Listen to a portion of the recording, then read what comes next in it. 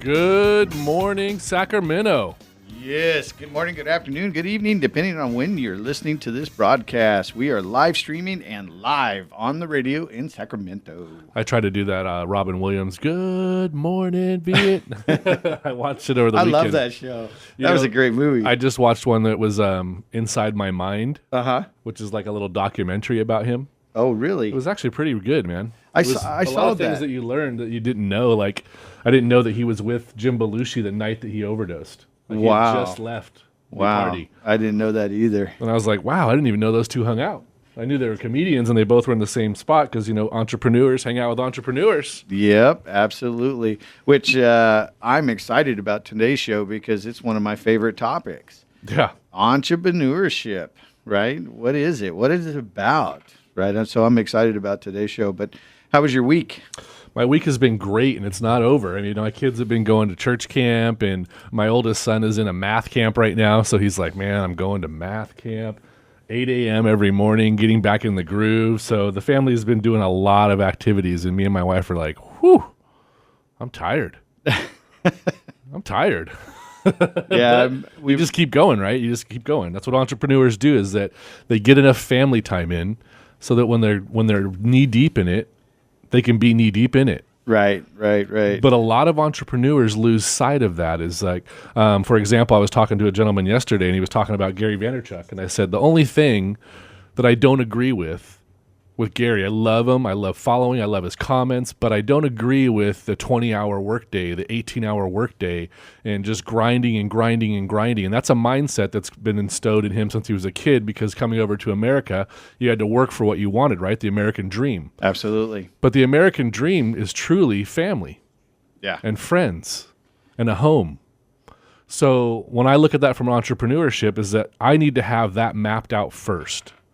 And when it starts getting hectic and that's not mapped out, like this summer, me and my wife have been in some turmoil, dealing with a lot of things that weren't planned out correctly, or things that we wanted to do that didn't get mapped out, because I got to work still, right? It's summertime and everybody still has to go to work. Right.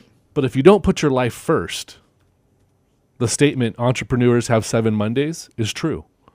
You're working and working and working, and you can't seem to get a break, and you can't map it because you didn't plan your life first.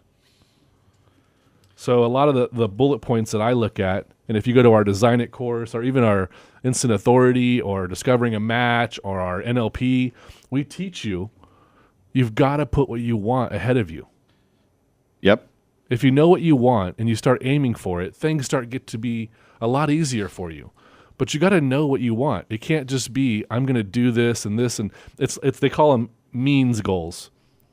A means to an ends. Mm-hmm. If I do this, I'll get this. If I finish this video, I'll have followers. If I do this, I'll do that.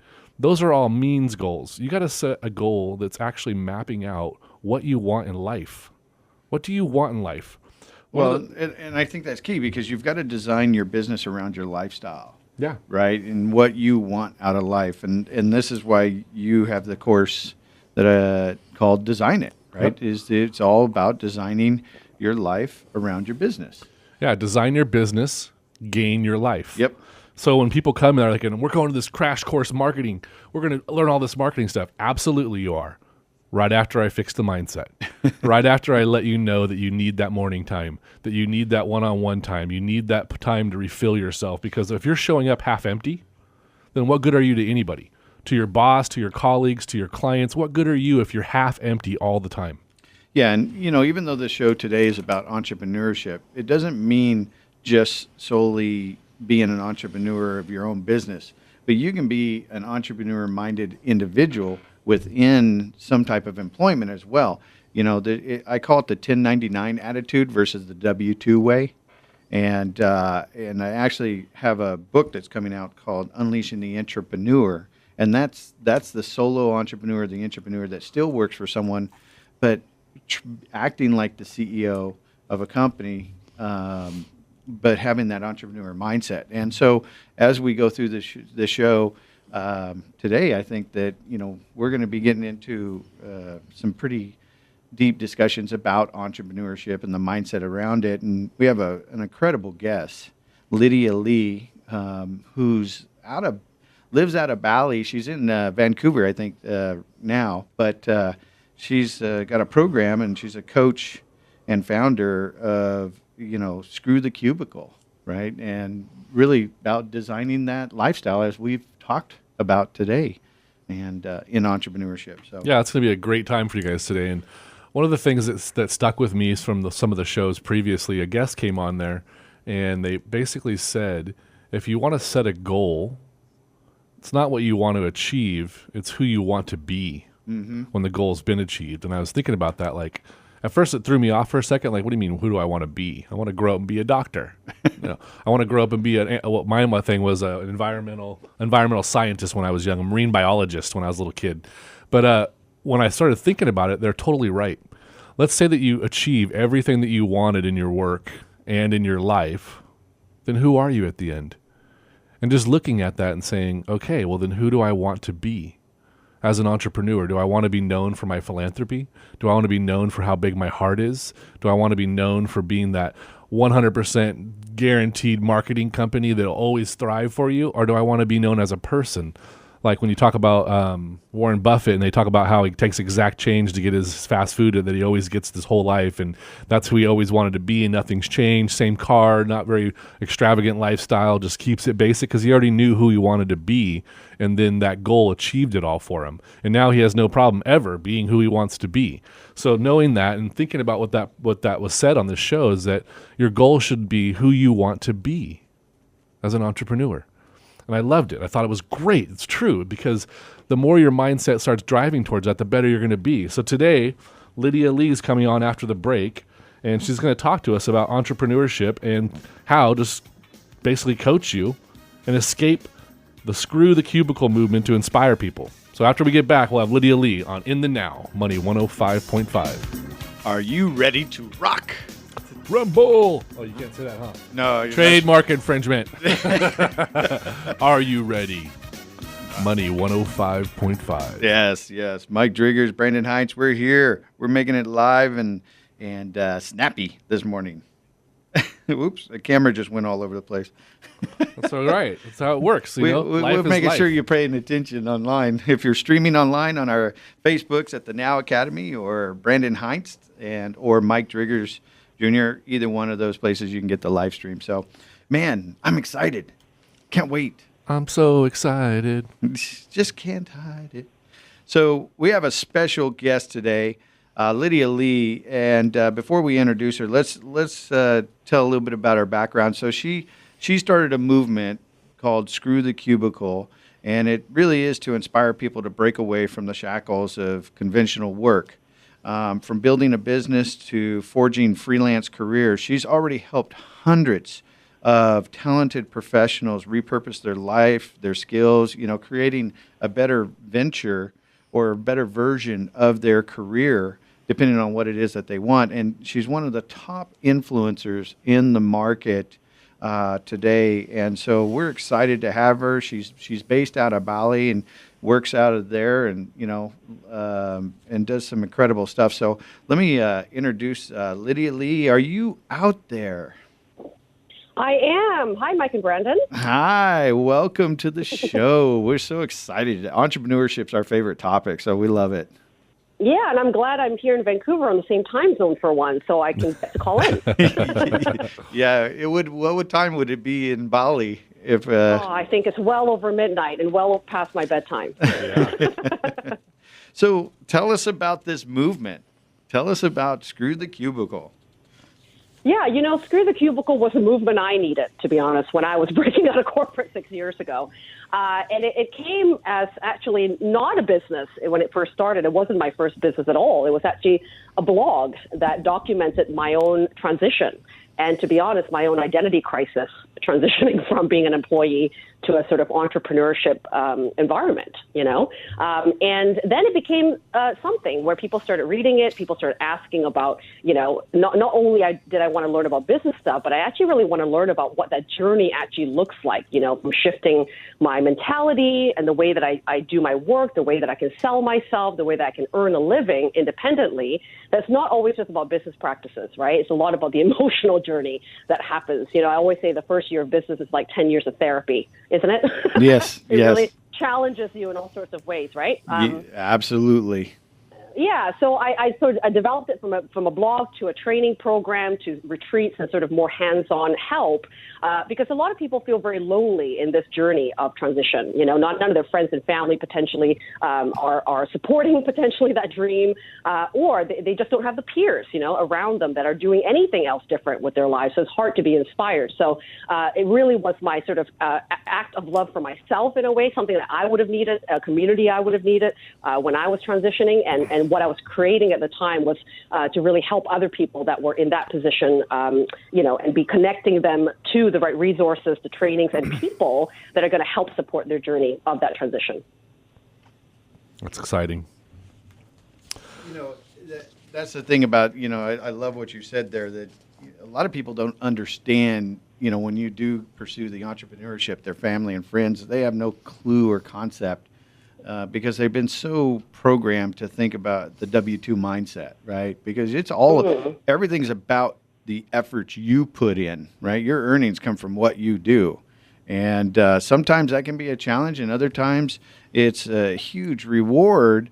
And those first couple of years, you definitely become every hat of your business. Like you are the person. So the mindset has to change, and that's why I call it the 1099 attitude versus the W-2, because the 1099 attitude is like, if it's up to me, if it's meant to be, it's up to me. I got to go do it. So I love what you were saying and how you were positioning. So okay, so you went down this path and you started this, you know, career now. So and you've become pretty popular within the social influence world. What is been the most beneficial part of living and doing what you do right now? Yeah, well, first of all, I get to live. I mean, I you know, I'm based in Bali, and it was sort of a choice that I made for my lifestyle needs, you know. And Vancouver is still a home for me. It's beautiful here, especially in the summer. That's why I'm here this year. But it's not a conducive environment for me all year round, because I love to travel and I love to actually have that freedom of what I'm working hard for, really, you know, is to explore and to actually live a different life. And being in the day and age that we live in is so much more easier. I mean, you and I are talking in two different countries, you know. There's more of a global market with technology and internet and things like that to be incorporated in our businesses that is easier for most ordinary people, you know, that don't need to have a brick and mortar business. They don't need to spend a huge investment of their money to start a business. It's so much easier for everyday people, you know, to start something. And that excites me because that never happened for our parents. You know, that wasn't part of that trajectory of success. And so now, if you have talent, you have a gift to share, you have information to share, you can guide people to results and accelerate their learning process, you can have a business, but you have to put your all into it. And what I really find is that, you know, even though lots of people seek freedom and they desire freedom, it's actually a really scary place to be, because all of a sudden you make the rules. You know, you get to decide. There's no SOP, no job description that tells you this is what you do every day. You know, you have to decide that. And that's it's not a usual place that people are in, you know, so that deciding to decide, you know, and moving imperfectly, which is so hard for high achievers, is not an easy task. So I think what I've been most excited to do more is really actually enhancing that person as a human, you know, who they want to be in their business, how do they want to do business rather than following anyone else they see out there, and really get real about what is the body of work that they want to build that not only rewards them financially, but fulfills them on a deep satisfaction with meaning and purpose, which I think is important for the sustainability of our business. If we don't have deep interest in the thing that we're producing, we're creating, we're sharing, we're teaching, we're not going to go over the many humps of entrepreneurship if it's only just for profit, you know? So that's been really exciting about my work, is helping people find that meaning behind their work and the profits, and to do more with their work. Work doesn't have to be a dirty word. You know, work can be a sense of contribution. Work can be a sense of impact. And I think that innately is what a lot of us as humans do need, you know, in our business. Absolutely. And the more you find what you really want and get your subconscious to click into that, the more abundance you will have. Yeah. Just looking at that perspective, and what I was saying earlier is know who you want to be in the long run, not just what goals you want to achieve. it'll give a value to it, because so many people have come to me in the same type of atmosphere where you're coaching them from a transitional job into something that they want to do, that they love. And one of my favorite videos that we played during one of our Design It course was the True Journey of Purpose, where they have Bill Gates and all these people on there talking about, if you truly love what you do, you can make it a craft. There's people who take knitting circles and they put patterns out and they sell thousands of patterns online. There's always a way to profit off of something that you love, unless it's so niche that nobody else likes it. I was just driving down the road the other day and I saw a huge fly fishing shop open up in Sacramento, and I'm thinking, is there really that big of a demand for fly fishing that they opened up this big one? And then I was like, oh, wait a minute, Bass Pro Shop. Look how big that place is. So if you love something, there's always a following for you. Well, like you mentioned, like the patterns.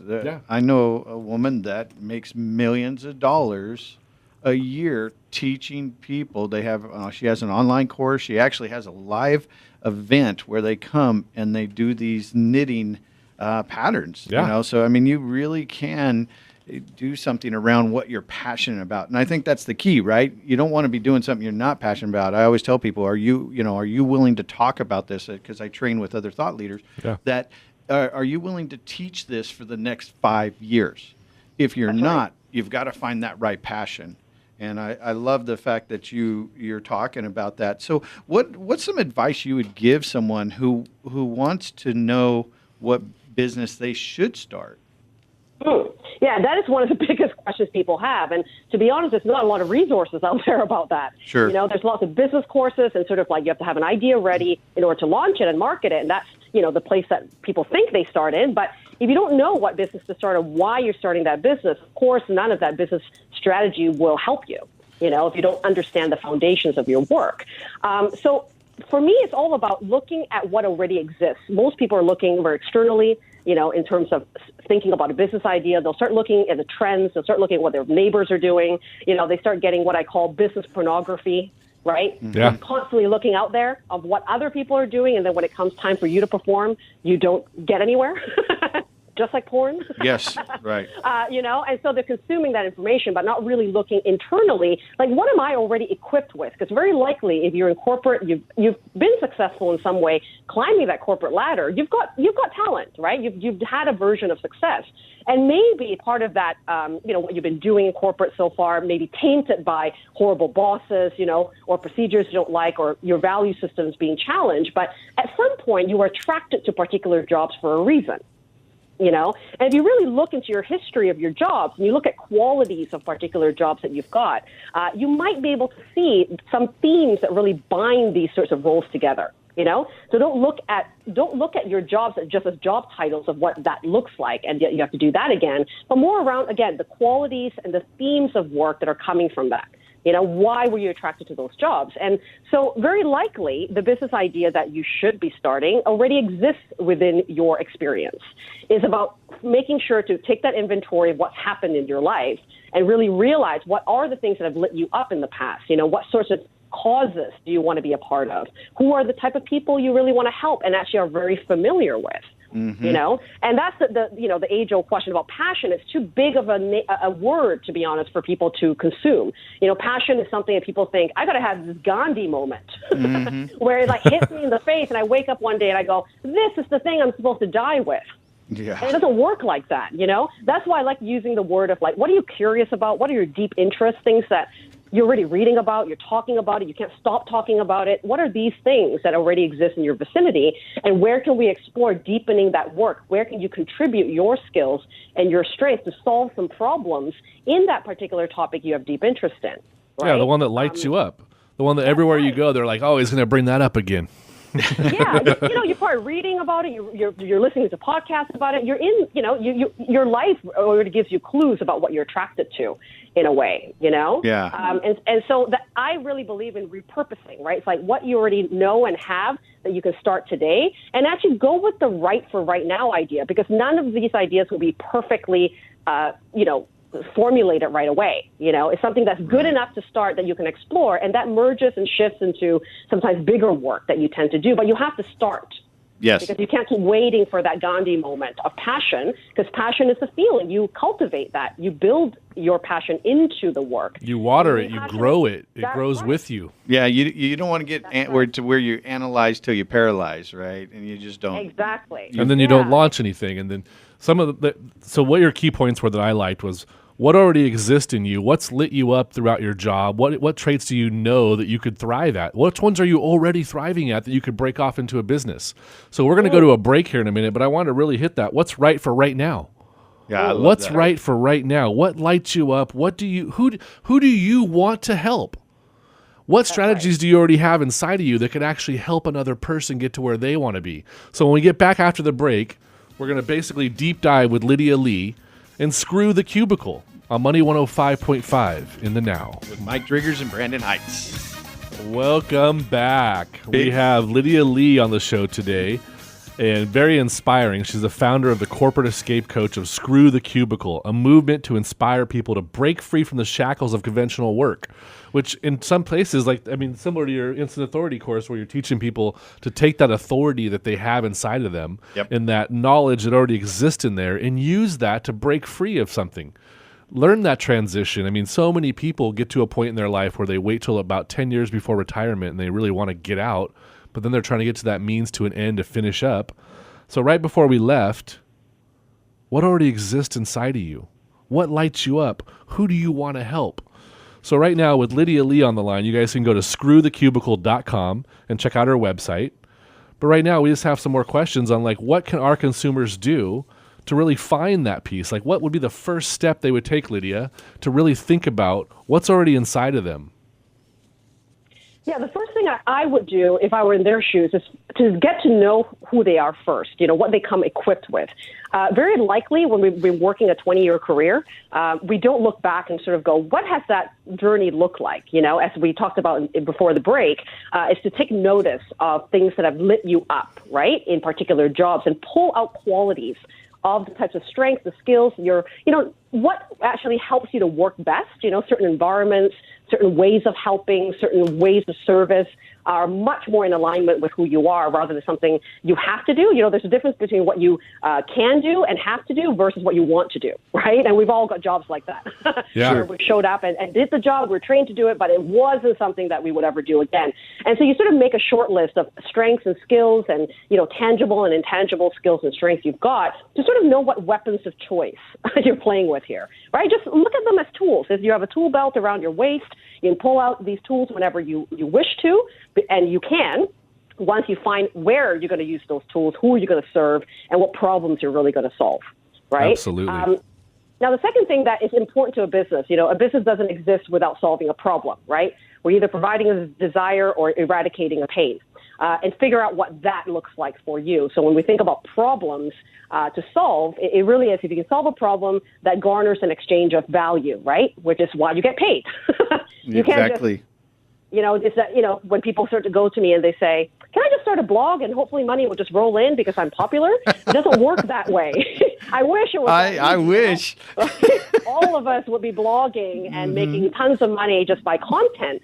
But business isn't about that. You've got to help someone do something. You've got to make that content, that theory of what you're teaching actually be implemented in real life. There's action that has to be taken from your customer. So what are the problems that you want to solve? Now, that's sometimes a hard question for people because they don't know. So then I changed that question a bit to sort of go, let's start with what you don't want happening in the world. What frustrates you? Sometimes that's a great question to ask. Instead of what do you want to do, it's more about what actually pisses you off in the world right now. That you always find yourself saying, man, I wish that the industry I'm working in, they really do this wrong or a very dinosaur way of doing things. If I had my hand into the mix, I would fix that. I'd have bean bags at every couch and every chair. I'd have a ergonomical keyboard. I mean, you see Google revolutionized it. They took out the cubicles, opened up the floor plans, threw out some bean bags. That's right, yeah. The reframe is great. So instead of what problem do you want to solve, what don't you want to happen anymore? It's a great reframe to get the mind to actually think about that and re-trigger it. That's right, absolutely. And actually what frustrates you and pisses you off also shows you what's important to you. Because you wouldn't be thinking that if it doesn't matter to you for that issue that's going on. So that's a really great way to look at that problem as well. And then sometimes looking at it as, what problems have I solved for myself? Yeah. You know, I have a lot of clients that start businesses not because of what's been on their resume, but actually it's about particular pivotal points, pivotal moments in their lives that have changed their lives. Yeah, the hero's journey. Right, exactly, the hero's journey. You know, if you have been somebody that have gotten yourself out of depression, you know, or gotten yourself out of PTSD, or gotten yourself, you know, out of a divorce and actually being in one piece still, you know, you've solved something for yourself. You've gone through, you know, the thick of the forest of that problem, and you've managed to come out of that alive in some way, you know, Sure. and you've learned it in some way. And so you can, if someone else was in that position, you know, where you were, you can guide them on how to get out of that journey properly. You know, so so right we don't now- look at personal problems, don't we? Yeah, exactly. And out there, everybody on our social media feed right now, I want to ask you, what already exists in you? I want you to respond back. And then what don't you want to happen anymore? What could you change going forward? What are you equipped with, and what already exists inside you that you could monetize, that you could take forward and love a job? So those of you out there, Mike wanted to give a shout out to all the social media and let you guys know we want to see some communication. So tell us, what already exists inside of you? What am I already equipped with that's going to revolutionize, change, going to move me forward in my life? Yeah, you know, we've got folks on there, Lydia. We've got Amy on there, Gabby, Chaya, right? A lot of folks out there on the live stream, and they're listening in and saying they like, thumbs up, everything. So, you know, this is a great topic, because I think today in today's world, more and more people are looking at how they can be an entrepreneur. You know, looking for other ways outside of the typical way of you know, doing the 9 to 5. And so I love that we've got a lot of great response back from Yeah, folks so get in on there and interact. If you guys want to check Lydia out, go to screwthecubicle.com. Take a look at the site. You can find her on Facebook under Cubicle Crasher, LinkedIn under Lydia Lee Vancouver. Yep. And then Twitter, Screw the Cubicle. I mean, look it up, find her, start looking at what she has to say, because what we're trying to get you guys to understand is that you can move through life one way or the way that you want to. Mm-hmm. There's always an alternative. There's always a reverse to that. Like she said earlier, if you look at what the question was, what problem are you going to solve? Well, just reframe that. What don't you want to happen anymore in your work, in your life? And then all of a sudden it'll start being clearer what it is you really want. So Lydia, if they want to reach out to you and basically look at what you're doing, the best way to go is to screwthecubicle.com. Yeah, in my website, you'll find tons of free resources to really help you get started, especially on this particular question, you know, on what business should I start. It's not an easy one, you know. So if you actually go to my website, there's an amazing free download there called the Dream Business Mind Map, which is helping you find your niche, right? And you can do this in about 30 minutes or less. You scroll all the way down to the footer of the website. You download that for free, and I'll help you take that inventory we talked about. You know, what are the tools and weapons of choice you want to come with, and looking at causes, right? Looking at things you want to contribute to, looking at how you want to disrupt the particular industry you've been a part of, potentially, you know, because you have all that knowledge gained. You already have all that social equity gained in that career. You know a lot about and be very familiar with certain industries, but you may want to do something different independently about that. Yeah, you know, you're no longer in the system. You know, you would extract yourself from it and create a different solution. There's a whole movement right now I think it's called DTC, direct to the consumer, where people are taking old ideas and revamping them to what they don't want to see anymore and getting it directly to there. A good example would be like Dollar Shave Club. They knew that razors were out there. They were overpriced. You go in the store, it's $15 for 4 cartridges, and we can get it to you for $1 a month. So there's always repurposing old ideas too. Uber. Yeah. Right? Yep, Or absolutely. Yeah, I have people like nurses or doctors that, you know, work in the medical field that feel frustrated, right, about the system, right? The sort of like shoving pills down people's throats constantly, you know, or everything sort of medical and what they believe maybe in a more holistic approach in health and wellness. You know, so that's sort of, you know, again, you don't have to give up your nursing skills, or you can utilize actually a lot of your nursing background in the health industry and be credible actually as an entrepreneur there. But you're shifting your focus, right, about how you define health now, how you define wellness. Sure. By using some of your medical history, but you're including more holistic practices potentially because that feels better for you, that feels right for you as advice or new guidance that you want to give people who are suffering with, you know, very chronic illness potentially. Well, and so great. Yeah, no, absolutely. And, I think one of the things that I want to go back to real quick, and because some people may not want, they've worked for a government job, but they want to get out of it or something. And I think it comes back to what we were talking about earlier about passion, right? And that's a big topic, but what is it that everybody's, like, if you're just so into, and the thing that makes an expert is, there's three things that make an expert. One is you live it and experience it. You learn it and teach it. This is your professors, right? Or you stand on the shoulders of giants and you bring the experts to your audience. Here in the Now Radio, we're bringing Lydia Lee, right? So that positions you as an expert in what you do, right? And so if you've got something that you're always into, or people ask you questions and you've always got the answers or the resources, maybe that's something that you should be focusing on what you can teach, right? And really just create a business out of that. Absolutely. Absolutely. And what you might be best at teaching and sharing and mentoring on may not be something you've been paid to do before. Yeah, exactly. Because that's what I meant by not, the answer may not always be on your resume. Sure. Qualities of your work will be there, but sometimes thinking about personal experiences that you've had, what you've achieved, what you've been successful at, what you've been good at, what your friends keep asking you things around. Yeah. That's a really good clue. Survey. Yeah, absolutely. And, when you think about confidence, about the word expertise, it's a daunting word for a lot of people. Oh, my God, experts, I have to be a 20-year veteran, right, is something to feel like an expert. And so I sort of like to redefine expertise as like you can be an expert as long as you're leading someone behind you that doesn't know what you know. So it's almost like you're a grade 2, an expert in grade 1, right? Mm-hmm. So you're just only focused on grade 1. You know how to go through grade 1. You've been there. So you're just helping people right behind you to achieve something of a smaller step. You don't have to know grade 3, grade 4, grade 5 to be an expert. You just need to focus your niche on that stage. Yeah. Right? Yeah, we use that that example a lot. And people look at it and they're like completely shocked by it. I'll say, like, tell me who the top guru in this industry is, and we'll draw them on top of this mountain and say, okay, you're only halfway up the mountain, but you can help all these people behind you. And guess what? That's right. You can even help some of the people ahead of you, because your mentor that you put up on the top of the mountain, the expert that you're putting up on that high pedestal, has gone so far past them, he doesn't go back to them. That's right. There's tons of people that could use that knowledge, what it already exists in you, whether they're a little bit ahead of you. And guess what? Sometimes you help them through problems that you both navigate together. But there's tons of people standing right behind you that would love to learn what you already learned at grade 1. And a lot of people, they have this fear of, does someone really want to learn from me? Am I going to be valuable? And that's probably one of the biggest objections you have to overcome with individuals that want to be an entrepreneur. Here's the reality, is that it's based on your perspective. I mean, how many books do you have in your shelf on the same topic? Right? It's because everybody's different perspective. And so if you're wanting to go out and be a thought leader, or you're going to be a practitioner, or whatever it is, your business, you're starting it from your perspective, and I love what you were just saying, is there's always people behind you that you can help get to you.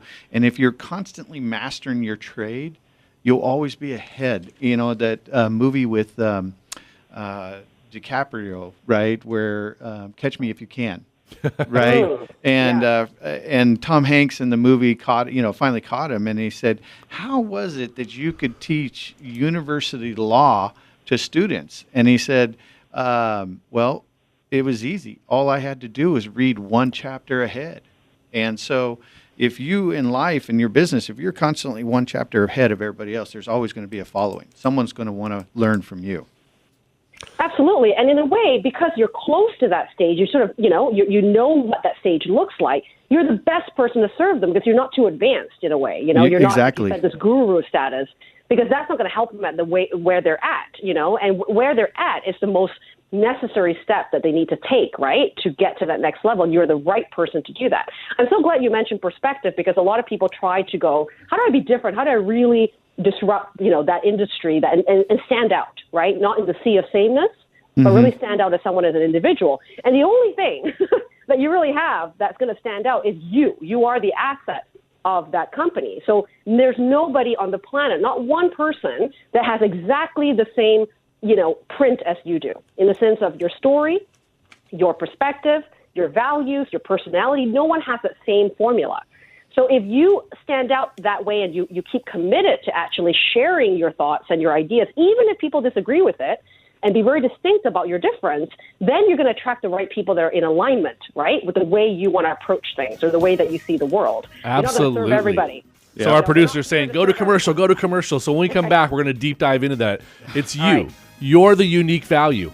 Coming back on Money 105.5. We'll see you in a minute. In the Now with Mike Driggers, Brandon Heinz. Good morning and welcome back. We have had a dynamic conversation. It's heating up in here. It's exciting. And some of the key points, and Lydia, I just want to thank you. I mean, the reason we have this show is I think my core belief is knowledge is what you leverage. The knowing something and leveraging it, the definition of the word knowledge. Mm-hmm. Even you keep reminding me of things that I keep thinking about. And the shows have been lined. So when I say when you open yourself up to these kind of things, abundance will come your way. You got to keep remembering what already exists inside of you. There's okay to role model somebody else out there. Let's say that you know the coach that you want to be, or you know the knitting kind of crafts you want to do, or you know the yogurt shop that you want to open and be this entrepreneur. What's the unique value point is you. Mm-hmm. The thing that lights you up. How many of you have been to that restaurant where the owner is there all the time and he comes and he's like, Brandon, how are you? Good to see you again. Have a seat. Let me get you some pasta. And there's that guy that has that light inside of him. The same thing happens when I train my employees of one of my businesses or whatever happens. I tell them to be themselves and greet these people like human beings. So what's already inside of you, what lights you up, because you are the one. Mm-hmm. People buy people.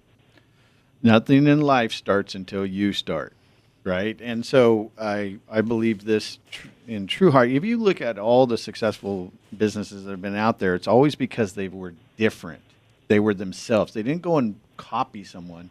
It's okay to get ideas, but they went and focused on them and became different. Yeah, and then there's the ones that you have the same exact model, the same food. So I own an ice cream sandwich company called Smush out here in Rockland.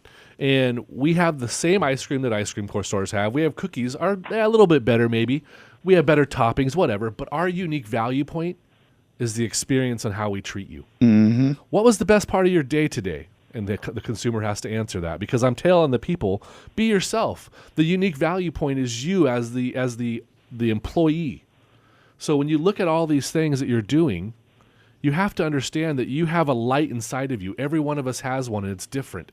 And some of ours are quirky, and some of ours are weird, but who cares? People like your vibe. They become part of your tribe. Yep. So find that light inside of you. What are you already equipped with? Who do you want to help? And what don't you want to happen anymore in the industry that you're going to attack?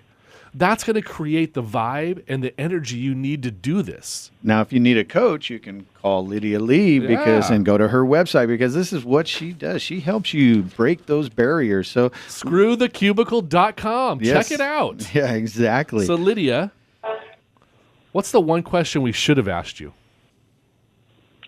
Yeah, I think a lot of people are fascinated about why the hell did I even go to Bali in the first place? What's that about? Mm-hmm. Yeah.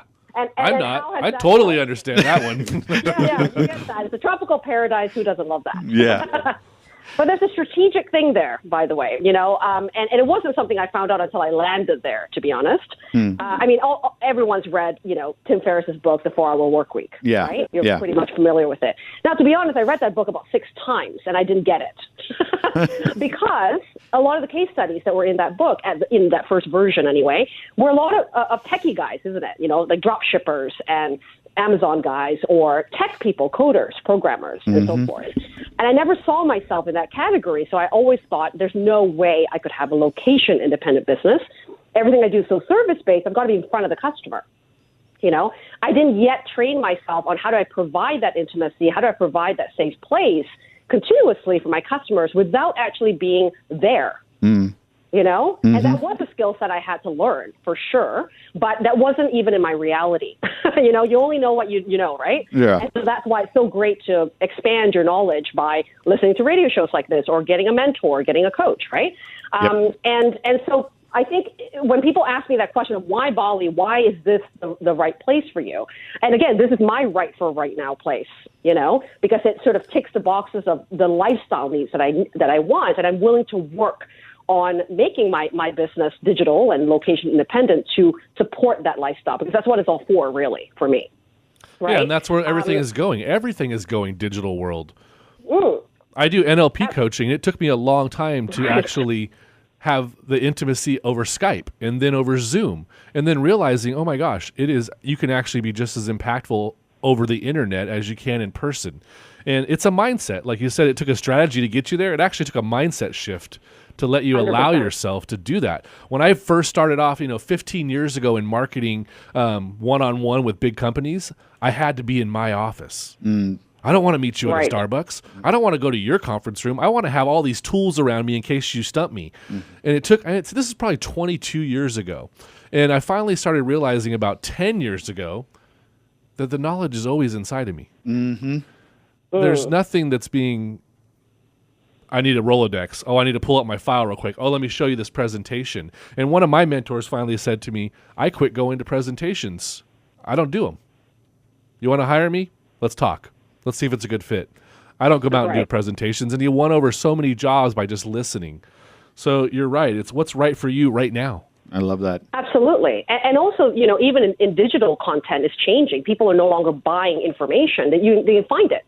YouTube, Google, wherever they go. What people are buying nowadays is community. They're buying accountability. They're buying fast answers. Yep. They're buying immediate action, right? Because they don't need more information. They know what they have to do. They're just not doing it. Sure. So especially if you're in the service-based industry, stop thinking about what course I want to create and start thinking about what experience do I want to create for these people that need to be interactive, that needs to have live components in it, that it's not just recorded video and worksheets. As coaches and entrepreneurs and teachers, we're all learning this too. We started realizing this about 5 years ago, that moving to the digital world and creating the experience. There's people out there making $100,000, $150,000, $200,000 a year just to map the user experience online. That's right. There's colleges teaching you how to enjoy the human interaction of a company. It means you're going to go get a cubicle job, and you're going to have this human interaction. Your job is going to be mapping what the mindset is doing, how these things act, what their experience is going through it. And the companies that do this, Disney, it's all about the experience. Their goal, making people happy. Those are the things that are changing the world. And when we were young, when I was a kid, your experience meant nothing. Did you like the meal? Yes, pay for it. Yeah. And there's still some restaurants out there like that. But then there's the ones. Well, I think we have to have that interaction for anything to transpire because of the transitions that are going on in the world of digital, right? You have to have something that creates an experience outcome, because then it's a better base of learning. And you know what it does? It pulls you out of your cell phone. Yep. When somebody stops you for a second and says, what was the best part of your day today? You have to stop for a second. You can't just say, hi, how are you? I'm good. How are you? Yeah. So, Lydia, it's been great having you on the show today. Is there anything you want to give out to our consumers before we end the show today? Yeah, screwthecubicle.com is the resource space that you can find. There's tons of videos, tons of trainings for free there to really help kickstart the journey. Help lessen the overwhelm and give you a bit more clarity about what to focus on depending on what stage you are at in that transition, and especially at the stage you're at in your business. And if people are interested to be a part of my community, be a part of not doing this entrepreneurship thing alone and being lonely in the process of doing it, we actually have our academy, which is my flagship program, the Academy of Cubicle Crashers. That's actually starting on August the 6th, so there's still some time left to sign up for that, and that helps walk you through 6 months of the 6-phase framework we've built to help you go from ideation of an idea to a launch of an idea. So even if you're working full-time, don't worry, we take account of that, of most people are full-time workers. But how we teach it to you is in bite-sized format so that you can do things and complete things and move forward in the next chapter of your business building journey, but also to test and validate ideas. Don't quit your job until you have a validated business where you have clients, you have a model going, you have a plan. And so we help you to create that plan and that transition journey before you throw in the towel, give your middle finger to your boss, but you feel good, right? Confident that you have income coming in and your ideas are tested and validated and that you've worked with customers before you do that. So join us there and come to screwthecubicle.com. Say hi to us in our social media channels, and I would love to help you on your journey as well. Outstanding. Screwthecubicle.com. Lydia Lee. Yeah, thank you, Lydia, for joining us today. It's been an amazing show, and look forward to future conversations for sure. Oh, definitely. I could do more hours of this, Mike and Brandon. Oh, yeah, we do it every week. Yeah. 10 a.m. Anytime. on Anytime. Money. So thank you, dear. Have a good day. To all our listeners, thank you for a great show, great social impact. Thank you for all that participated in it. Yep. Every Thursday, 10 a.m., Money 105.5, Brandon Heinz and Mike Triggers. In the now. We'll see you next week. Same time, same day, 10 a.m. Thursdays. Woohoo!